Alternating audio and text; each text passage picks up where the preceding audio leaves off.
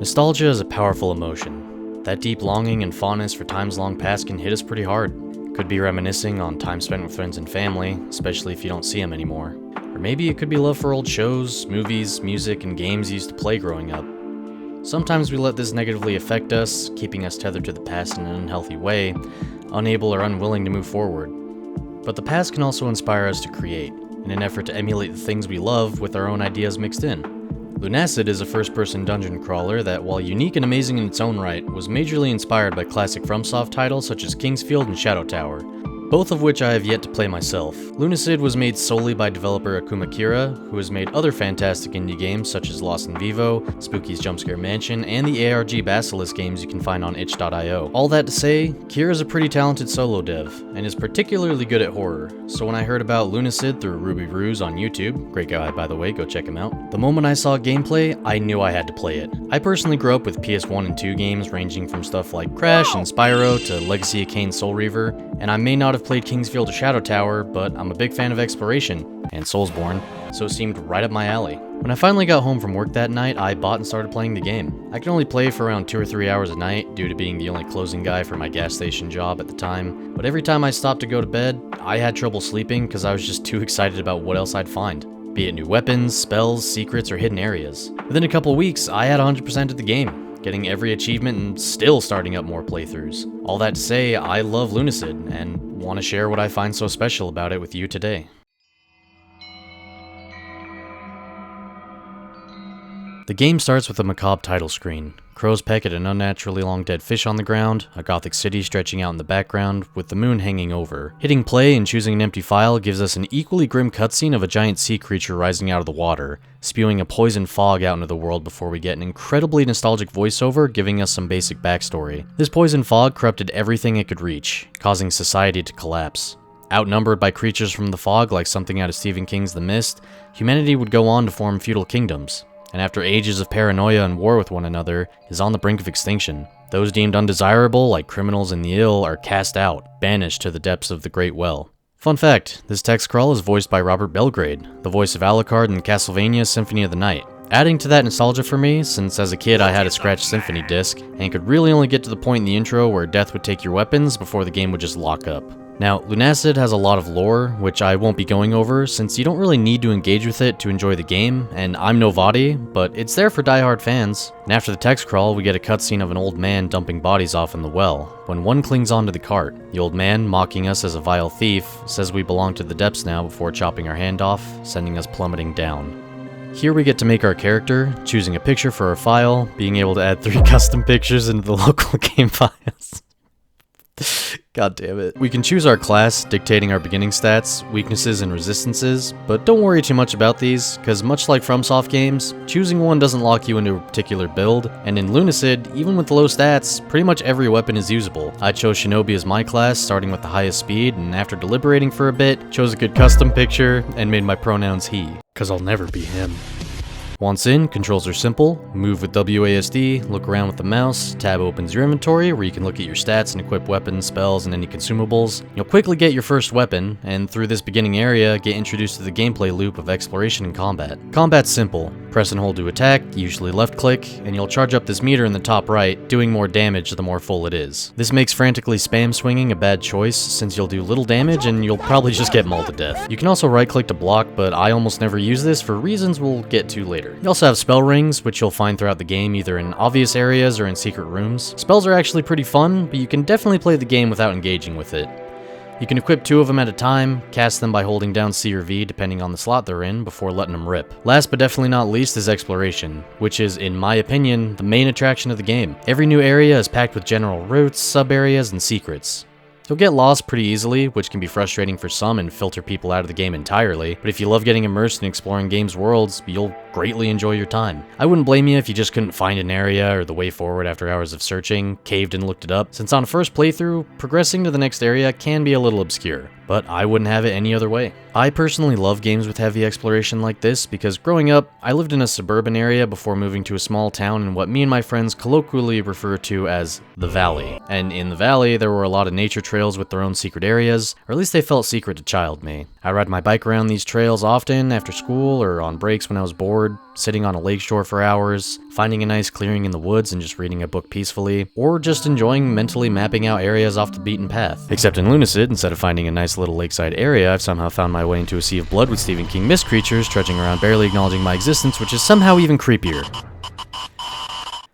Weird how times change, huh? All that to say, Lunacid's exploration won't be for everybody, and that's alright, because there's also enemies to fight to keep you from going too crazy while exploring. Enemies all have unique weaknesses to different kinds of damage, and unlike most games where it'll give you a small damage boost, this aspect actually matters quite a bit in Lunacid. Take this floating mare head enemy for example. It's weak to fire and light damage, but the only fire weapon you'll have at this point is a torch, and after painfully clearing your way through this crypt area, and with some thorough exploration, you'll come across this vampire hunter sword, which does primarily light damage and absolutely nukes these enemies, as well as other undead enemies like skeletons and the like. So anytime you come upon a new enemy and they seem kinda tanky or you're not doing a lot of damage, try a different weapon or spell against them to see what works best. Now, aside from clearing out an area you're trying to find your way through, defeating enemies and gaining XP will have you leveling up, giving skill points to pump into your stats. Each stat is pretty straightforward with what it raises. Strength makes melee weapon damage better and raises your HP. Defense raises max HP, as well as determining how much you can block before your guard is broken. Speed determines your speed and how much Adderall you can take before your heart explodes and is my favorite stat to level.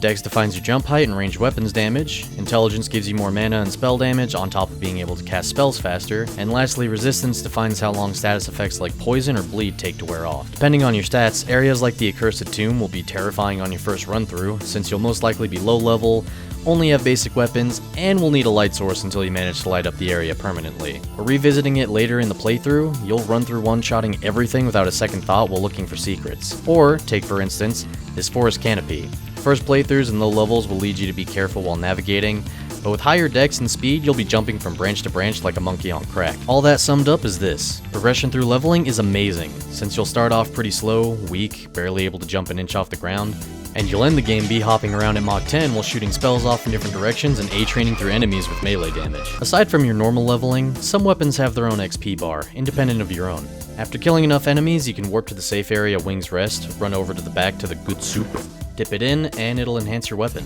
Sometimes the upgrade is straightforward, a small wooden club turns into an iron and then a steel one, but other times, a small little unassuming shard of obsidian becomes this dark blade that does both dark and fire damage, and nukes enemies. Not all weapons can be upgraded though, but the game more than makes up for that by having a variety of cool weapons to find and try. One that I found in a secret puzzle that I won't show here is the Serpent Fang, a dark weapon that does a ton of damage, and I believe is from Kira's other game, Basilisk 2000.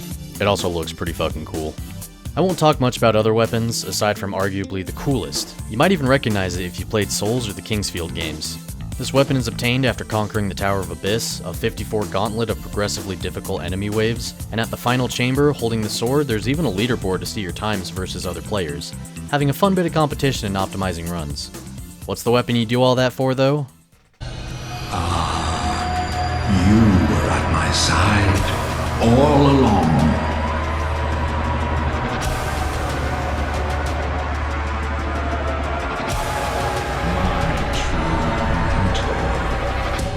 My guiding moonlight.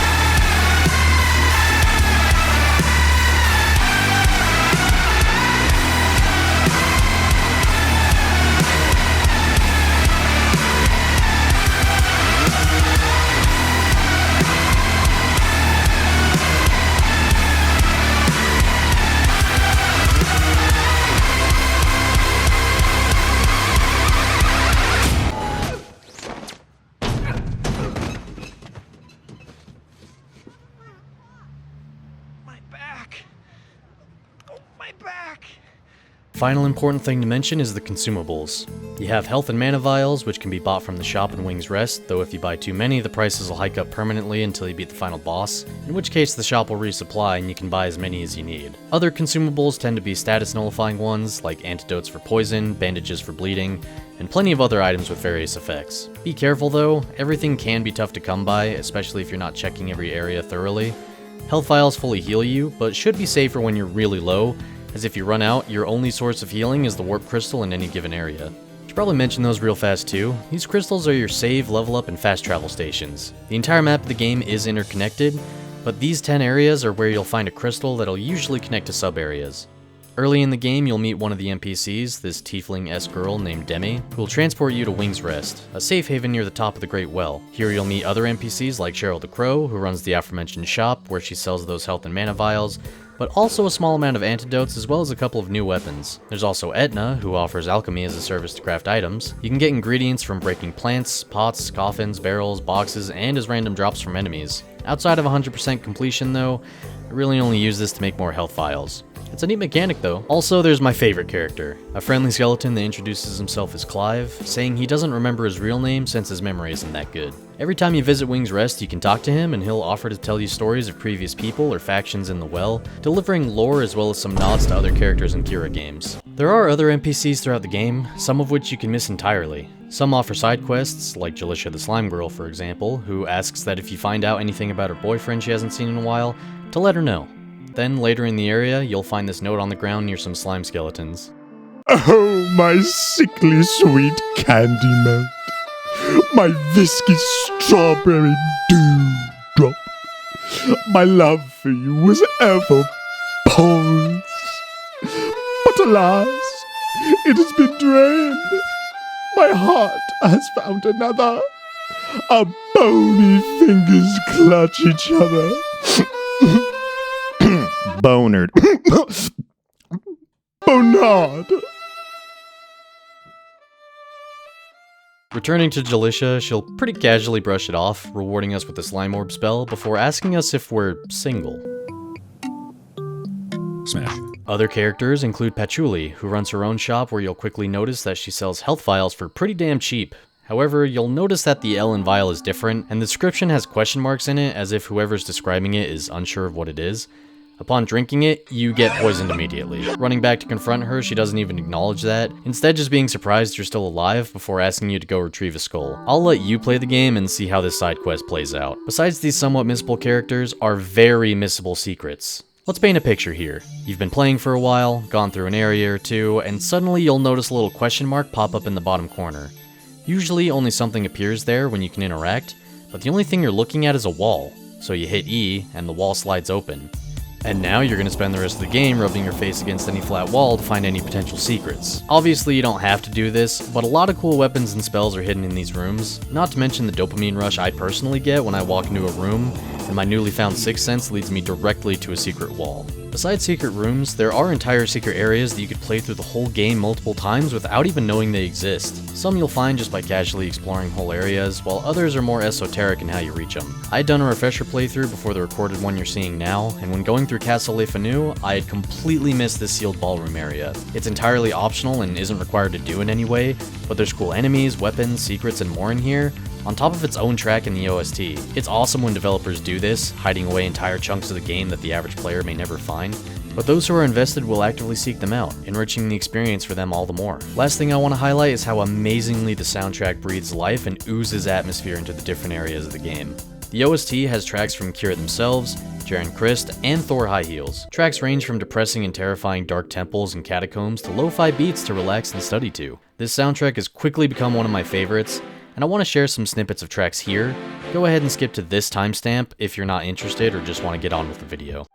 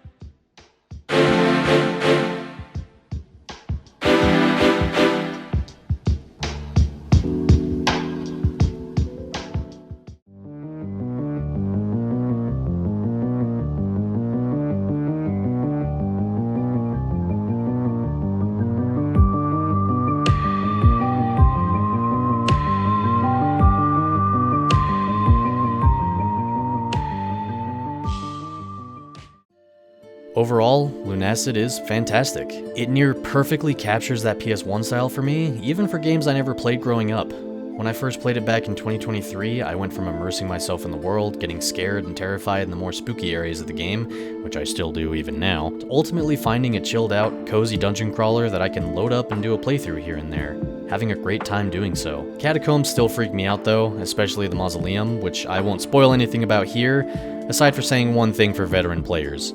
Death approaches. If you want a somewhat spooky but overall chilled out, fun game world to explore, give Lunacid a shot. It's only $14 on Steam, more than enough bang for your buck. There's also a free prequel game that Kira made using the Kingsfield Sword of Moonlight engine, a custom game-making toolkit released by FromSoft in the year 2000. The prequel game, Tears of the Moon, is a fun little novelty, though admittedly I'm not that great at it. Lunacid also has DLC being developed for it, and while we have no idea when that comes out, it'll be a pleasant surprise for sure. Until then though, hopefully I've convinced you enough to take the plunge with me. Great Well is vast after all. There's secrets to find, weapons and spells of old, and new friends to meet. What will your dive down look like? Until next time, I've been Joey, and I hope to see you down there.